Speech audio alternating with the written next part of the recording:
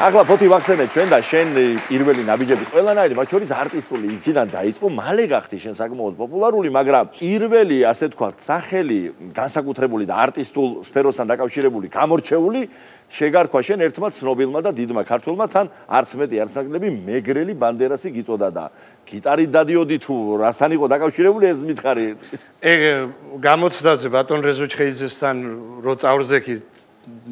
კომისიის წინ მაშინ რატომღაც დამარქვა გიტარის დაკვრა მე არ ვიცი ხა ბანდერას გავარო კიდე თვადასე არ არის ამბავი მაგრამ მაინც ვენდობი მე ბატონ რეზოს რა მაინც რაღაცა ეთქობა აი რაღაცნაირად ეგ დამარქვა და მე მაგას მიაყოლა პატარა გვისა მე კოჭოიას მიაყოლა რა იმიტომ აი გამოცდები რო იყო მახსოვს მაშინ მრავალ გადაცემა იყო ასეთი ნანა თუთფერიძეს მრავალსახეობა იყო და იქ უნდა ჩაეწერა ბატონ რეზო და მაშინ უთხრა რომ ეხლა მეგრელ ბანდერას გაუშვებო და მე ჩავწერო თუ ნანაო ასე და ეს ბანდერასი და ახლა მე არც ვიცოდი გამოვედი ახლა თავში არც ამვარდნია რაღაც ბანდერასი ვერც წარმომიდგენია და ახლა რა ბანდერასი სადმე და ესე დამარქვა მაშინ ამ გამოცდაზე იყო ეს პირველი შერქმევა